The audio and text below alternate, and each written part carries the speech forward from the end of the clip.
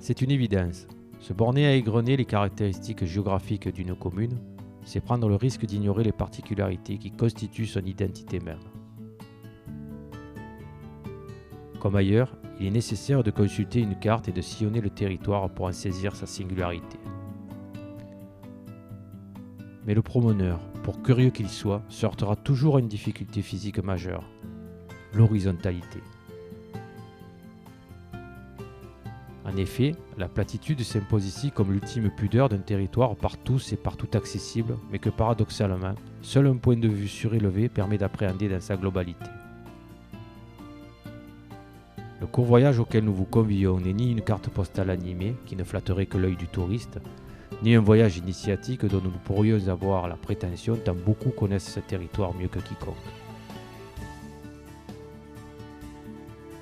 Il ne s'agit que d'offrir à tous l'opportunité de regarder par-dessus cette colline virtuelle et de permettre au regard d'englober les paysages de notre quotidien pour tenter d'en comprendre la formation, mesurer les enjeux liés à leur évolution ou simplement en saisir l'étonnante beauté. Vu du ciel, les choses apparaissent plus claires. Distances et proximités deviennent évidentes. Par le nord-ouest, le Rhône s'impose. À la fois lien avec l'amont et lien avec le passé, il est la limite ouest de la commune. Au nord, le tracé administratif court sur le bras mort du Galéjon, un de ses anciens bras, en partie disparu dès le XVIe siècle, puis totalement au XVIIIe, suite aux grands travaux d'aménagement du fleuve. Aujourd'hui à peine visible, réduit au rôle de canal d'irrigation, il reste pourtant l'une des hypothèses, certes controversées, du tracé des fosses mariennes réalisé au 1er siècle pour les Romains pour permettre l'approvisionnement des armées de Marius. La présence des cultures et de l'ancienne bergerie de la Favouillane rappelle que les premiers aménagements du grand plan du bourg furent agricoles. Cette partie nord abrite encore le marais de l'Escale qui, bien que sa surface ait été réduite, témoigne de la morphologie originelle de ce territoire dessiné par les errements du fleuve. Le canal de Barcarèn, mis en service en 1983, dans le cadre du développement de la zone industrialo-portuaire de Fos, marque l'activité fluviale actuelle. Bordé de la première série d'éoliennes implantées dans la région, il constitue avec sa butte de protection l'une des séparations artificielles qui ont concouru au morcellement du paysage. Aussitôt derrière apparaît la zone humide du Caban, vestige le plus important des étangs et grands marais qui reliaient jadis le grand plan du bourg à la mer. Le dessin toujours visible des salins abandonnés dans les années 70 quadrille en partie le site et le sel, malgré l'arrêt de l'exploitation, blanchit encore régulièrement les sols dès les premières chaleurs. Rendue à la nature, cette lagune tour à tour inondée et exondée accueille une population ornithologique riche et une flore spécifique rare qui lui valent d'être reconnue comme une composante majeure du patrimoine environnemental local. Si l'étang de l'Oiseau a souffert de comblements inconséquents, ceux du Caban et du Relais ont gardé leur fonctionnement hydraulique et ainsi permis le développement et la préservation d'un écosystème si particulier. Déjà, une autre limite vient barrer l'horizon, la route de Fos à Port-Saint-Louis, autre démarcation entre territoire naturel et territoire aménagé, entre passé et présent. En quelques dizaines de mètres, la Sansouire et les roseaux laissent la place aux cheminées d'usines et aux immenses hangars de stockage. Conséquence de choix imposés dans les années 60, la zone industrialo-portuaire, devenue le pôle économique majeur de la région et l'un des bassins d'emploi des plus importants, continue de s'étendre sur la commune. La transition entre les rives du fleuve et l'industrie sera bientôt réduite au seul quartier de l'agglomération. Et c'est ainsi la ville qui deviendra la seule limite entre le port et la Camargue.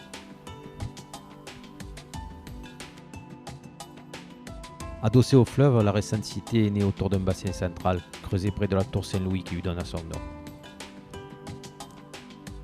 Elle s'est développée sur de grands espaces marécageux, pour l'essentiel les marais du Malabarge et du Grand Garoyas, considérés jadis comme de simples friches. Autre décision d'État, cœur de son histoire et d'une activité fluvio-maritime, l'ancien port de commerce s'est offert une nouvelle jeunesse en se tournant désormais vers la plaisance. Il n'en reste pas moins l'un des passages obligés avec l'écluse de Barcarèn pour les bateaux en provenance ou à destination du fleuve. Il suffit de passer le pont, c'est tout de suite l'aventure. Chantait l'illustre Céto. Il faudra pourtant quelques hectomètres de plus pour voir se dérouler sur le chemin qui mène à la Grande Bouche, nom que l'on donne ici à l'embouchure principale du Rhône, les paysages encore sauvages d'été, ces formations alluvionnaires qui évoluent au gré des caprices du fleuve et de la mer.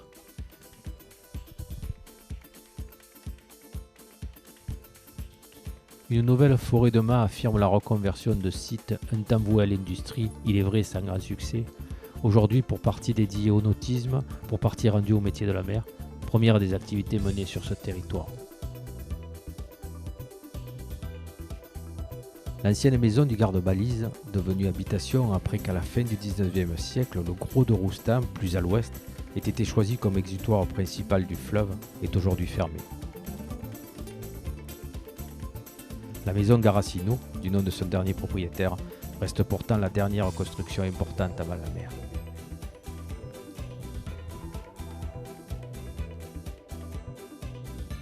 L'été, enfin, sauvage et couvert de la végétation typiquement camarguaise, accueille encore de fragiles habitations qui se fondent dans le décor.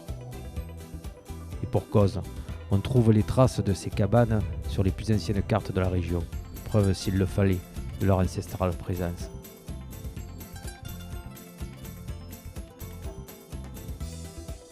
Pour modestes, hétéroclites et parfois rudimentaires que soient ces cabanons, malgré les améliorations qui ont pu leur être apportées, il n'en compte pas moins parmi les vestiges les plus anciens de la présence humaine sur ce territoire.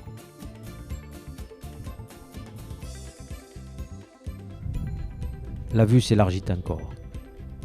La végétation semble maintenant posée sur l'eau. À l'horizon, le fleuve et la mer se confondent. Dans ce paysage de bout du monde où le moindre orage se donne des airs de tempête, les risques liés au changement climatique prennent ici, comme sur tout le littoral camarguais, toutes leurs dimensions. Si les thés de Roustan et de Gênes doivent autant leur formation aux actions conjuguées de la mer et du fleuve qu'aux aménagements de son cours, le thé de la Gracieuse qui s'enfonce lui dans le golfe de Fos est un ouvrage de protection artificielle. Sur la longue dune réalisée et entretenue pour protéger les infrastructures portuaires, la nature au fil du temps s'installe, lui donnant un aspect originel. La mer vient cependant inlassablement ronger le sable accumulé, nécessitant surveillance, entretien et rénovation. La partie du golfe de Fos protégée n'accueille pas que des industries. La mytiliculture connaît depuis le milieu des années 70 un renouveau qui donne à cette activité une place primordiale dans l'économie de la ville. Le Rhône, par des apports d'eau douce réguliers, concourt à cette production maritime d'une qualité reconnue et labellisée. Installées dans l'anse de Carteau, les tables des parcs à moules forment une île artificielle. Ainsi, l'activité traditionnelle fait-elle face aux installations industrielles. Le canal Saint-Louis et sa digue ancienne forment la limite ténue entre les deux mondes forcés de cohabiter. Les habitations de la plage nord, littéralement imbriquées dans le paysage industriel, résistent au mieux à la pression.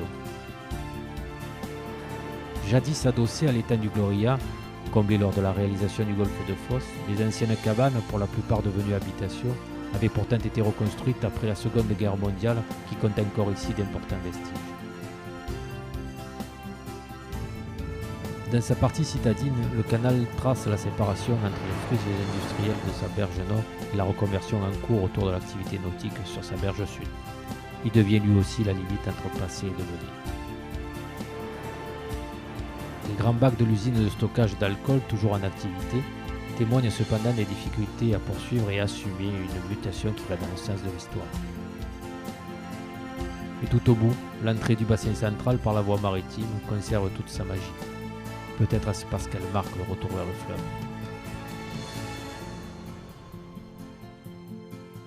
Le Rhône, de manière naturelle ou contrainte, a façonné ce pays. Une croisée des chemins où cohabitent bon an mal an nature et industrie, tradition et modernisme. Des équilibres écologiques fragiles, précaires, subsistent et dans cet environnement improbable, en perpétuelle mutation, la nature discrète répond parfois par l'exception.